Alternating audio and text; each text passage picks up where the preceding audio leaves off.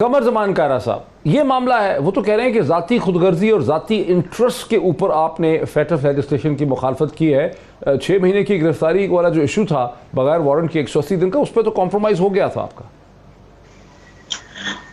Doctor साहब, एक तो मैं पार्लियामेंट में नहीं हूँ, उस कमेटी का मेंबर नहीं हूँ, खुर्रम साहब इस पर बेहतर रोशनी डाल सकेंगे। लेकिन एक बात याद रखिए, जिस दिन बिलावल साहब लाहौर गए और मौलाना फजलुर रहमान साहब से और शहबाज शरीफ साहब से मिले, उस वक्त अभी फेटफ का बिल ले नहीं हुआ था।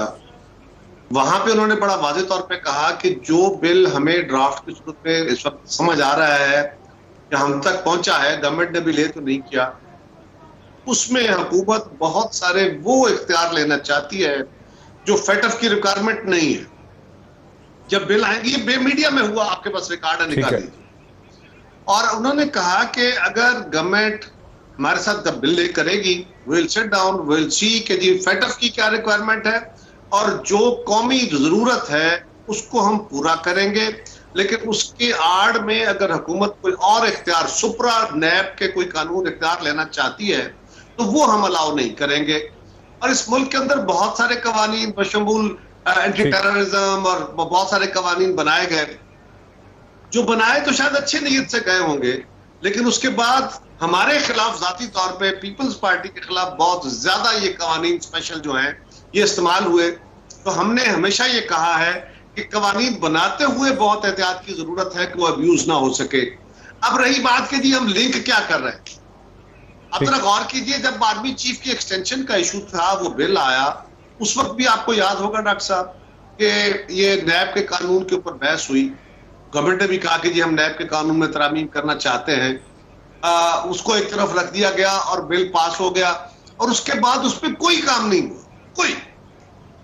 अच्छा, अब सवाल यह है कि हम नैब के कानून को उसके साथ लिंक क्यों कर रहे हैं और क्यों ना करें। गवर्नमेंट कहती है क्यों करते हैं, हम कहते हैं क्यों ना करें। वजह यह है कि अगर नैब का वो कानून जिसके बारे में सुप्रीम कोर्ट ने सिर्फ कमेंट्स नहीं दिए, जजमेंट दी है, जजमेंट एक नहीं दो तीन, इस्लामी नजरियाती काउंसिल ने कोई ऐसे इशारा नहीं किया, उन्होंने बाकायदा इसके ऊपर अपना पूरा ओपिनियन दिया है।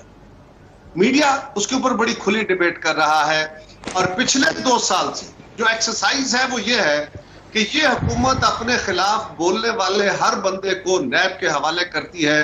और अब तो नैब ने अजी नक्सस जो है उसकी वजाहत सुप्रीम कोर्ट ने कर दी ना कि बाजू मरोड़ने का रिस्पॉन्स करने दीजिए अली मोहम्मद खान साहब। मुझे अपना रुकमेंट मुकम्मल कर दीजिए। अली मोहम्मद खान साहब, हमारी क़यादत को, वो सारी क़यादत जो अपोजिशन को रिप्रेजेंट करती है, अगर उनको आप 10-10 महीने 11, जिस तरह खुर्शीद शाह साहब आज भी 11 महीने बाद या 10 महीने बाद जेल में बैठे हैं और उनका केस भी नहीं चल रहा, अगर आप अपने खिलाफ हर आवाज को दबाने के लिए वो कानून इस्तेमाल करें और फिर सलाह बड़े पोलाइटली कहें देखें जी ये तो जाती रिलीफ मांगते हैं, वो भाई हम जाती रिलीफ नहीं मांगते।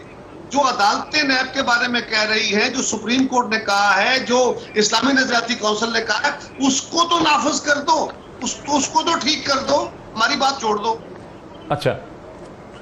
अच्छा ठीक, अब जरा रुके। मैं खुर्रम साहब से पहले मैं क्विक, अली मोहम्मद साहब, इस पर क्विक आपका रिस्पॉन्स आप दे सकते हैं। जो पीपल्स पार्टी की पोजीशन है कि आप दर हकीकत बिलावल की जो पोजीशन है, बिलावल भुट्टो की, कि आप इसके अंदर लगा रहे, अपनी ज़रूरियात पूरी कर रहे हैं, फेटफ के नाम पे अपना एक कानून उसके अंदर डाल दिया आपने, क्या ये सही है? हमारी बाकी अपोजिशन की भी यही है।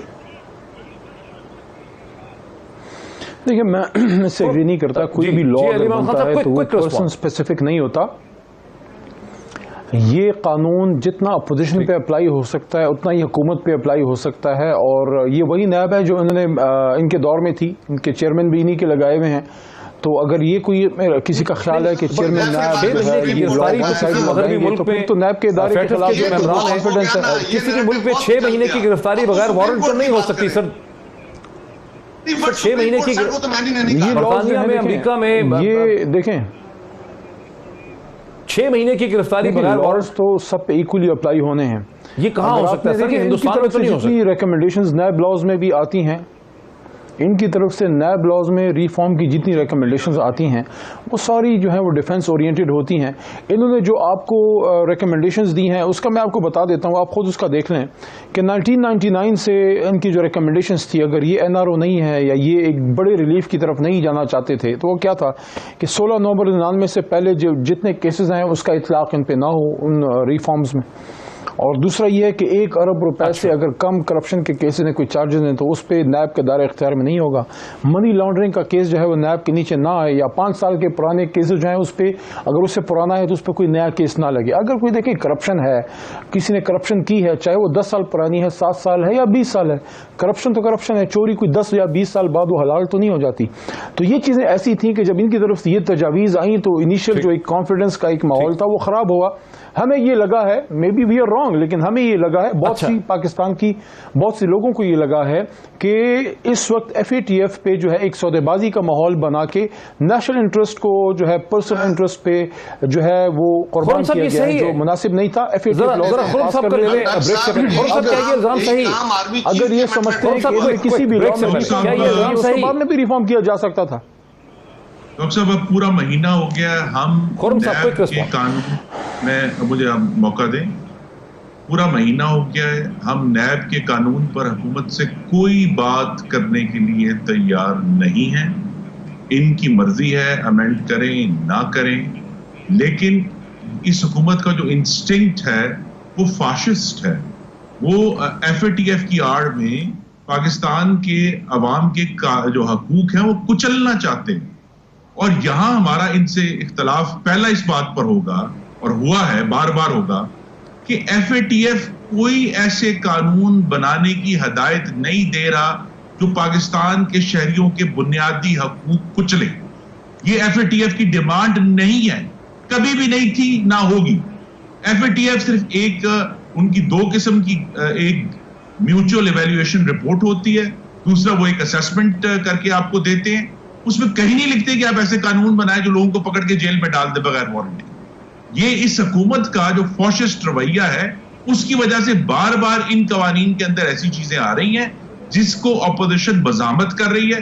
जहां तो जिस तरह मैंने कहा, जहां म्यूचुअल लीगल असिस्टेंस के मामले में या उससे पहले जो 2 बड़े, एक छोटे से बिल थे, UN सिक्योरिटी काउंसिल का बिल था, एक उससे रिलेटेड एंटी टेररिज्म एक्ट में अमेंडमेंट थी, तो वहां हमने सपोर्ट किया। लेकिन जहां अब जो एंटी मनी लॉन्ड्रिंग का जो बिल है उसके अंदर मैं डॉक्टर साहब को भिजवा भी देता हूं, हमारी 38 अमेंडमेंट्स हैं मुख्तलिफ जगहों पर कानून में, और मकसद सिर्फ यही है कि ये एंटी मनी लॉन्ड्रिंग एक्ट ही रहे, ये ऑपोजिशन को कुचलने का एक्ट ना बने, ये आजाद मीडिया को कुचलने का एक्ट ना बने, ये जो हुकूमत के खिलाफ आवाजें उठती हैं दूसरे सूबों से उनको कुचलने की का कानूनी जवाब ना प्रोवाइड करे। और मैं हुकूमत से फिर कहूंगा कि FATF की गाइडलाइंस और असेसमेंट्स हमें भी पढ़ना आती है, हमने भी पढ़ी है, और उनमें कोई ऐसी चीज नहीं है जिसके ऊपर ये इसरार करें कि जनाब यही बिल होगा वरना नहीं होगा। FATF सिर्फ ये कहता है और बार बार कहता है, ये आपके नाज़रीन को क्लियर होना चाहिए, जैसे एंटी मनी लॉन्ड्रिंग एक्ट है या एंटी टेररिज्म एक्ट है, उसमें आप जितने भी ये एक्टिविटीज हैं